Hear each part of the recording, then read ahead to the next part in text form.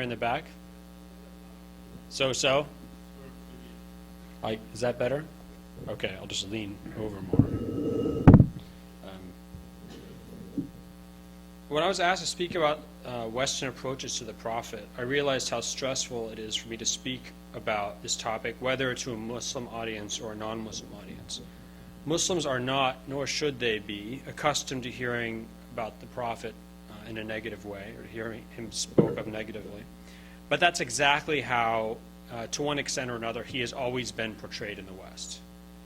I will do my best, however, to present this topic, counting on you to distinguish between what I'm reporting, other people having said, and what I'm saying myself. So I just want to make that very clear. I'm not saying these things myself. I'm reporting other people's messages. The portrayal of the Prophet Muhammad, may God's peace and blessings be upon him, in the West has varied greatly in the 1400 years since the beginning of Islam. Occasionally we see extremes of ignorance and hatred. In the famous 12th century French epic, The Song of Roland, or Chanson de Roland, we find that some Western Christians believe that Muslims actually worship Muhammad as a god. Describing the encampment of the Muslim armies arrayed against the French, the poem reads, "On the highest tower they raise an image of Muhammad. Every one of the pagans prays to it and worships it." So this idea that actually Muhammad or Mahund is part of this weird trinity of God and then some other deity and then the prophet that is actually worshipped by Muslims. Of course, I hope most of you know, or all of you know, that Muslims don't worship the prophet. On the other hand, Europeans could be extremely well informed about the prophet's life and message. After the 1700s, European scholars had access to good translations of the Sirah, the life of the prophet, and other historical works that explain the details of the prophet's life. Edward Gibbon, an Englishman who in the 18th century wrote a history of the Roman Empire that is still very popular today, The Decline and Fall of the Roman Empire. I recommend this book. It's excellent. 3 volumes, each one about 1,000 pages. I finished 1 volume, working on the next one. He was better informed about the prophet than most professors of Islamic studies today. I'll say that. He knew that there was historical evidence that the Kaaba existed centuries before the beginning of Islam. He knew about the doctrine of abrogation of Quranic verses. He mentioned many miracles of the prophet, such as the tree stump longing for him. So when the prophet used to give, before the mosque was built in Medina, the prophet would give his khutbahs, his Friday sermons, leaning on this stump of a palm tree. And after the mosque was built, people would hear the stump kind of actually making noise and yearning for the prophet's touch again. So this is Edward Gibbon knew about all these stories. He knew about hadiths, reports about the prophet. He knew about the main authoritative hadith collections.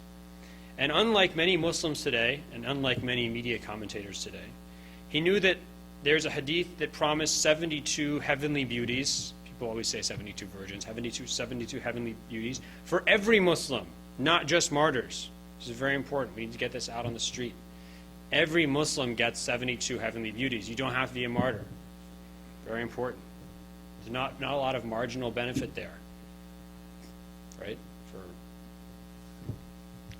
He knew that the prophet had mentioned that there were he had specified 4 perfect women: Mary, Asiya, the wife of Pharaoh, Fatima, and the prophet's own wife, Khadijah.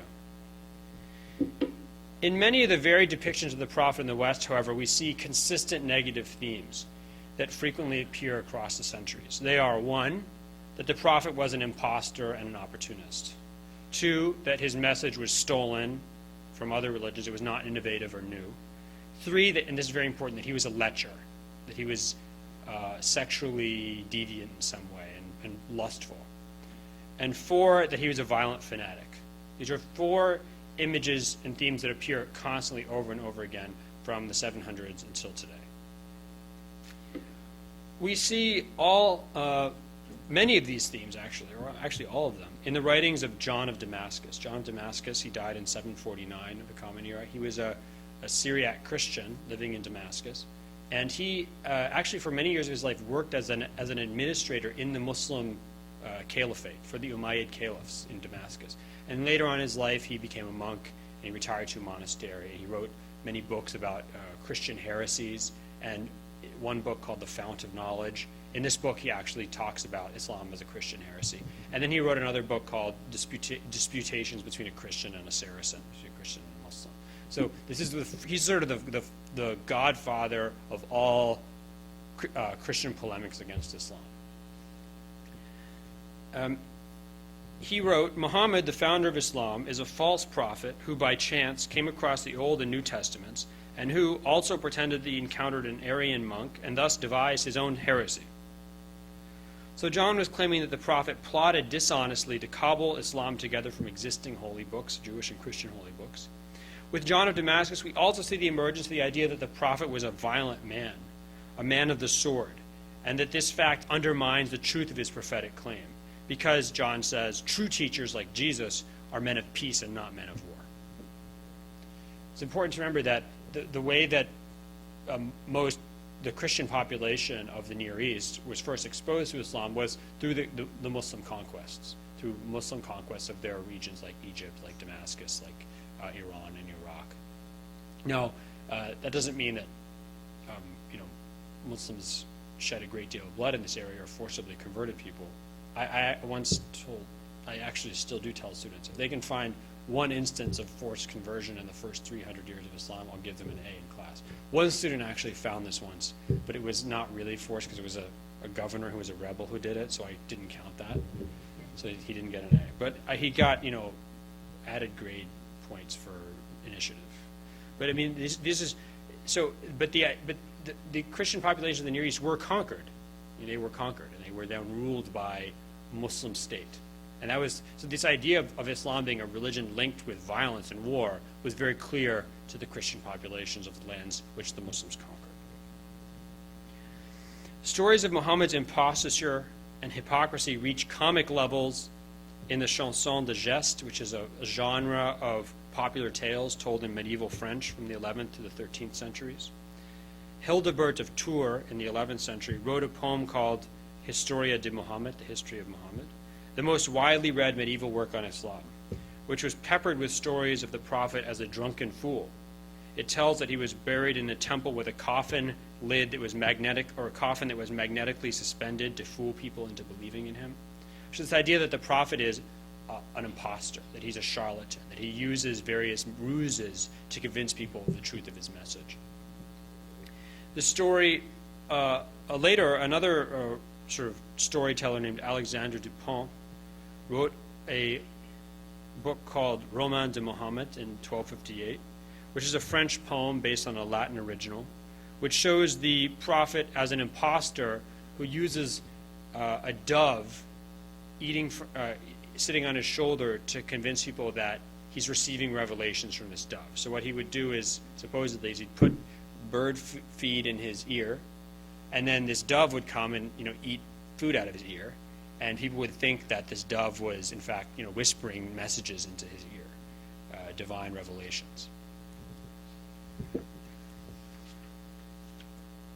A 14th century English book of legends includes an even more fantastic story of imposture, that the Prophet Muhammad started out as a Christian who wanted to become pope.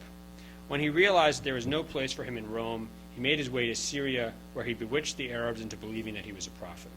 In the 17th century, an English scholar, Humphrey Prideaux, wrote a book whose title gives you the sort of general idea he had about the prophet, The True Nature of Imposture Fully Displayed in the Life of Muhammad.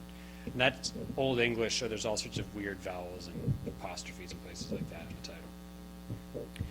It's also with John of Damascus that we see the first and sort of one of the most primary weapons used against the prophet by critics of Islam and used to defame his reputation.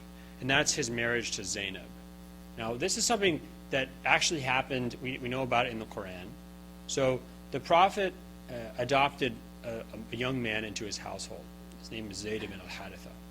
Now, let's remember that in Near Eastern tradition, so this goes from Rome to Egypt to ancient Mesopotamia, when you adopt somebody, they literally become your son, your child, as if genetically they were your child. So when Octavian, or Gaius Julius Caesar Octavianus, later known as Augustus Caesar, when he went out to fight the people who had killed Julius Caesar and assassinated him under the pretext that they had killed his father, even though he was just his adopted father. People believed this. This meant it was as if his father had been murdered. Now, in Arab culture and in Jewish culture, you cannot marry the widow of your father, or a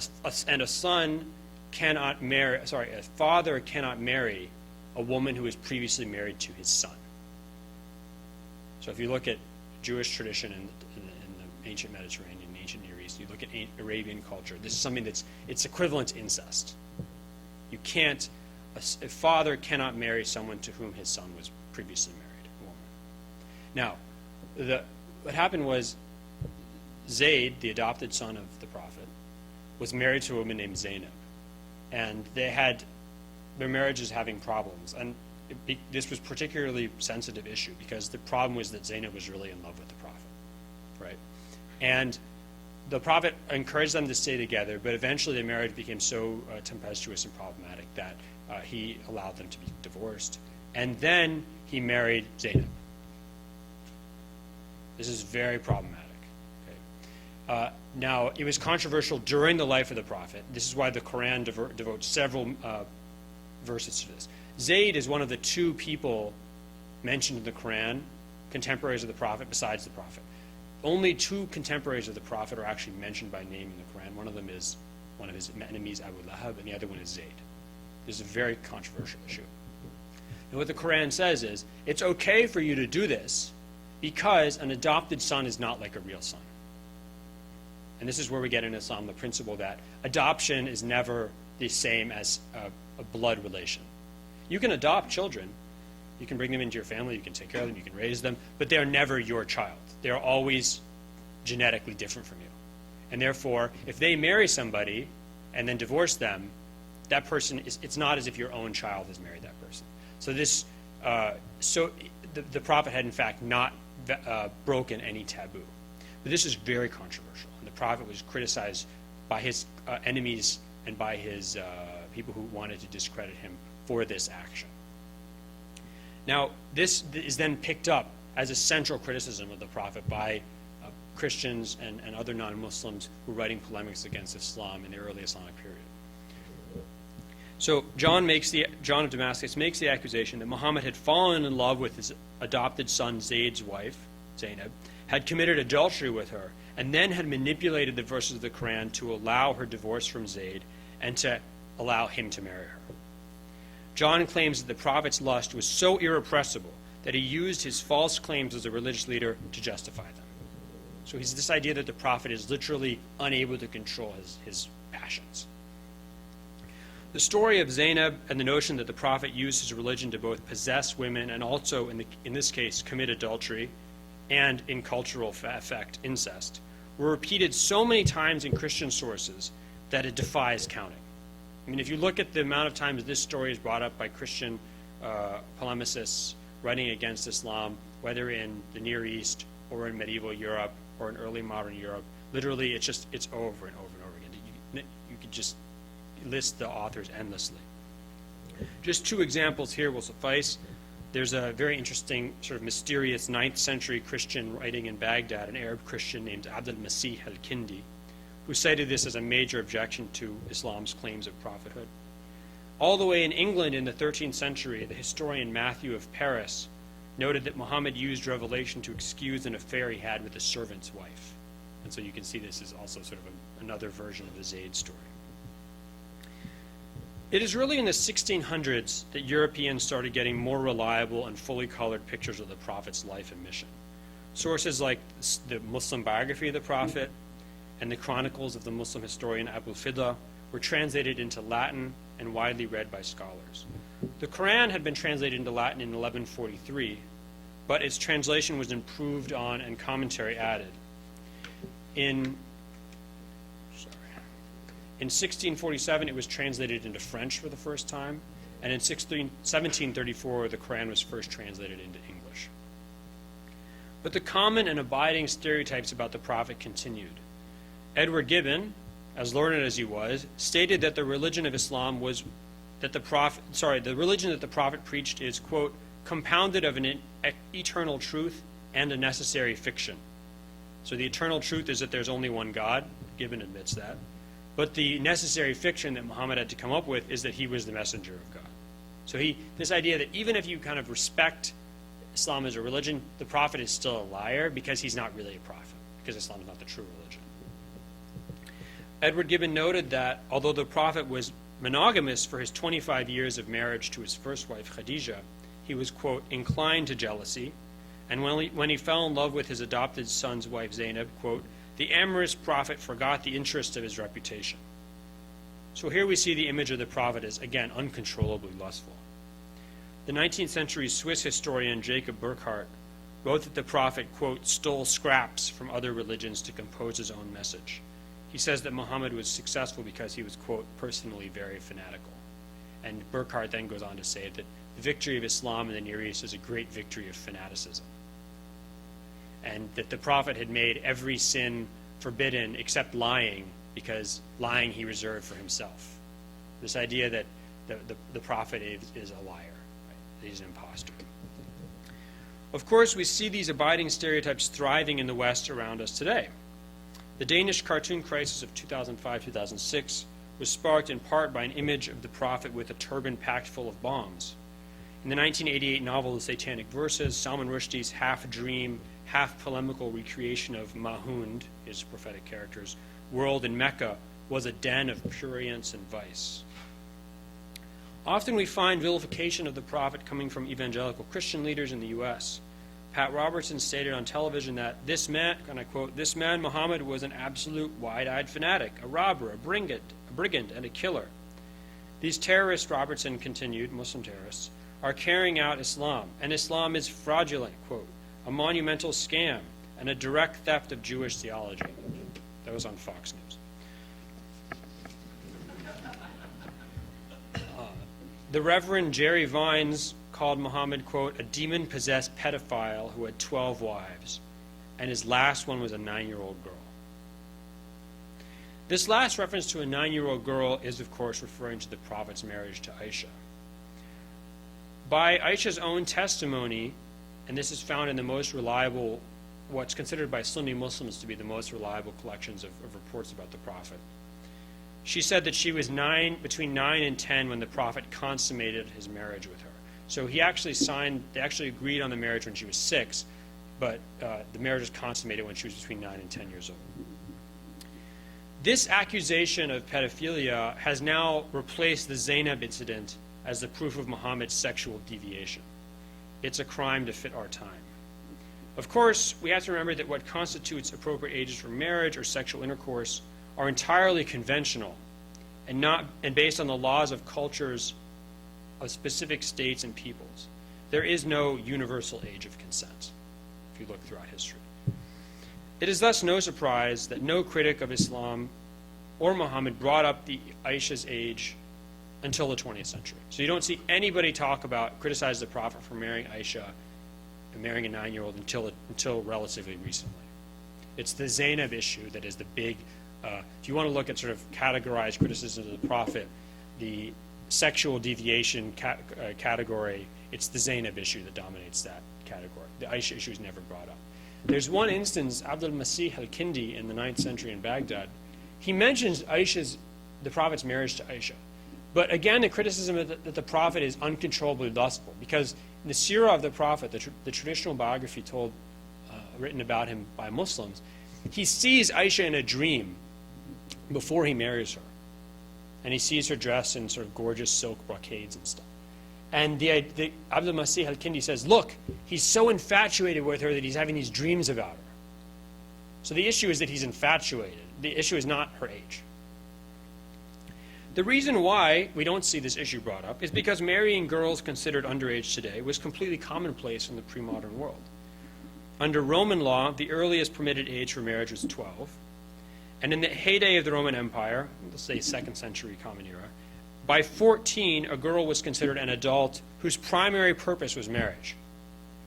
In many pre-modern law codes, such as Hebrew biblical law and Salic Frankish law, marriage age was not a question at all.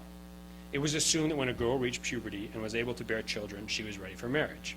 And if you think about it, this sort of makes sense. I mean, why are we told to wait to get married or wait to have sex or wait to have kids? Well, you have to go to high school and you have to go to college and you have to get a job and you have to have all these things you're supposed to do. Well, these people didn't have any of that to do, right? If you live in the middle of the desert, there's literally nothing to do. I don't know if anyone's ever been into the desert. It's extremely boring. Extremely boring. There's not even anything to look at, okay? There's no medical school. There's no law school. You might, the second you hit puberty and you start having these urges, and for all the guys in the audience, you know what that's like, and all the girls in the audience, I assume there's some female equivalent, I'm not sure. But, I mean, the second you start entering this period of your life, if you don't have anything else to do, why not do that stuff? I mean, so I think it's very important to remember that a lot of the ideas we have about appropriateness for the idea of appropriate sexual activity or appropriate age for marriage doesn't really, it's tied to our understanding of what people are supposed to do with their lives. As a result, historically, marriage ages tended to be very young in the pre-modern period. Data from several centuries of imperial Roman history suggests that as many as 8% of women married at 10 or 11. In Italy in the 1300s and 1400s, the average age for women getting married was 16 to 17. Even in an 1861 census in England, over 350 women married under the age of 15 in just 2 counties that year. I have to admit something. I am the product of an underage marriage. I was just looking through some family records. My aunt got this big batch of family records. My ancestor, Captain F.M. Smith, from the 1st Texas Legion. He was on the wrong side of the Civil War. He was on the, well, I guess we're in Virginia here. So he fought in Texas. He fought on the wrong side of the Civil War. So when he came back from the war, he saw this girl playing in the yard of his friend, and she was 6. He said, I want to marry her. And so he waited till she hit puberty, and then he got married to her. And that's, but the good news is, this is very interesting, she applied for a Civil War veteran's pension in the 1920s. We have one of the things I saw was her pension application because her husband, who was obviously a lot older than her, had just died. So I just discovered all this stuff about my family. According to both Christian and Muslim teachings, the Virgin Mary was not the mature maternal figure we see in movies about the Bible. She was at most in her mid-teens when she gave birth to Jesus, having only just begun menstruating, and it is reported that she was as young as 10 years old. Muhammad's decision to consummate his marriage to a 10-year-old would have been based on the same criteria as most pre-modern societies: Aisha's sexual maturity and readiness to bear a child. Consummation of the marriage would have occurred when she had menstruated and started puberty. As the great Muslim historian At-Tabari reported, quote, at the time of her marriage contract, Aisha was young and not capable of intercourse. 3 or 4 years later, however, she was able. Aisha herself would later remark that a girl could menstruate as young as 9 and thus become a woman. And there's another interesting story which I'll tell her. There's a famous Muslim jurist named Shafi'i. He died in 820 of the Common Era. And one of his jobs was serving as a judge and a governor in Yemen, in Sana'a. And he tells that he saw something fascinating there. He saw a 21-year-old grandmother. A woman had menstruated when she was 10, gotten married, immediately gotten pregnant, given birth to a daughter, menstruated when she was 10, immediately gotten married, had a child. So this, when he was a judge, he adjudicated this issue, and this woman was a 21-year-old grandmother. So he gives us an example of sort of the full range of possibilities in human life. Beginning in the European Renaissance, however, we see a new, more positive theme emerging in the way that the prophet is portrayed in the West. The image of Muhammad as a brilliant state builder who used religion to forge a civilization. So the idea of someone who builds a civilization and he uses religion as a tool to do this. Of course, Western writers still assume that he was lying in his claims about prophecy, but his accomplishments were now admired. The famous English philosopher Thomas Hobbes used the prophet as an example of a leader who used religion to empower the state, saying that he claimed to receive revelation from God in the form of a dove. So again, we have this dove image. The great French historian and satirist Voltaire affirmed that the prophet was, quote, a wise man amongst his people. He says he was skilled in science and an effective organizer. He admits that the prophet had many wives, but he adds that his need for love, quote, weakened neither his courage, initiative, nor his health.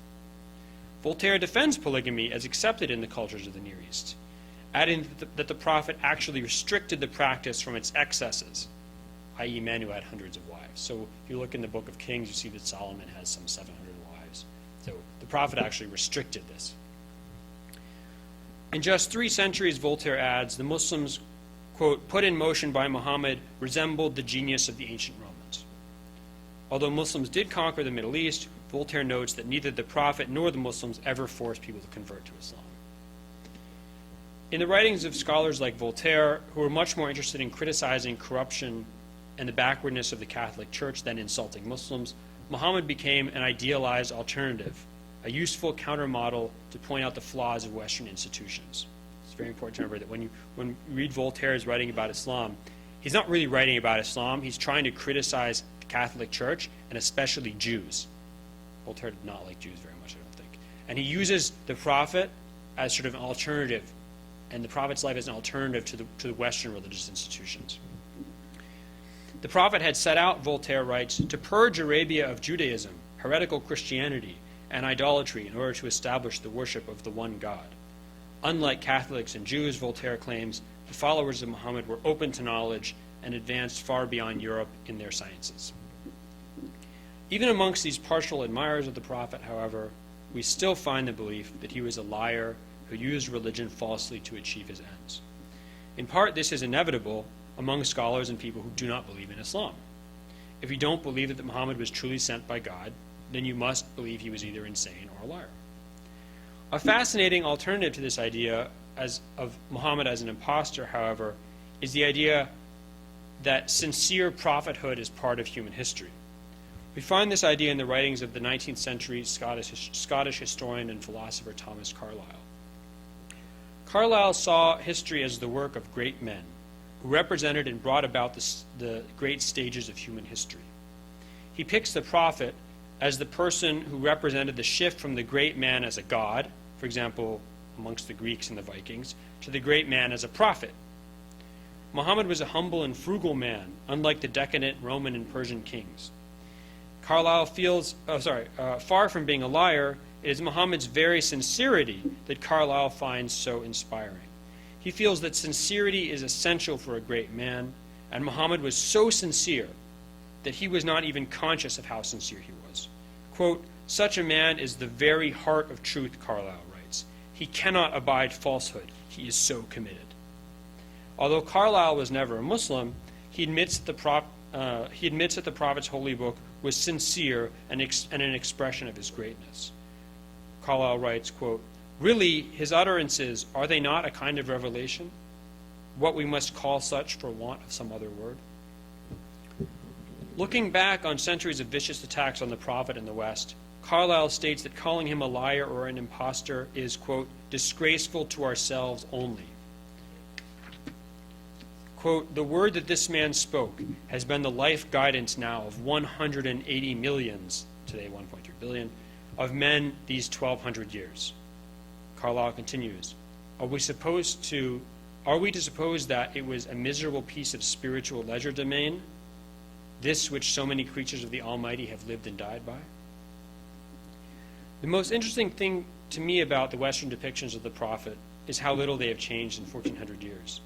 Certainly, we do not find the absurdly ignorant idea that Muslims actually worship the prophet as a god. But if you search the internet today for non-Muslim impressions of the prophet, the themes of deception, lechery, extremism, and violence are still predominant. The good news is that the approach taken by Carlyle, namely to take the prophets seriously on his own terms, is becoming more popular. This is perhaps due to the decreased role of Christianity in academic discussions. When one is less committed to the exclusive truth of one religion, it is easier to admit that an influential religious leader could have been sincere in his own religion. I hope that from this point on, we will stop holding the prophet accountable to norms that, although they seem sound and permanent to us today, have not been so in the past and are not so for others today.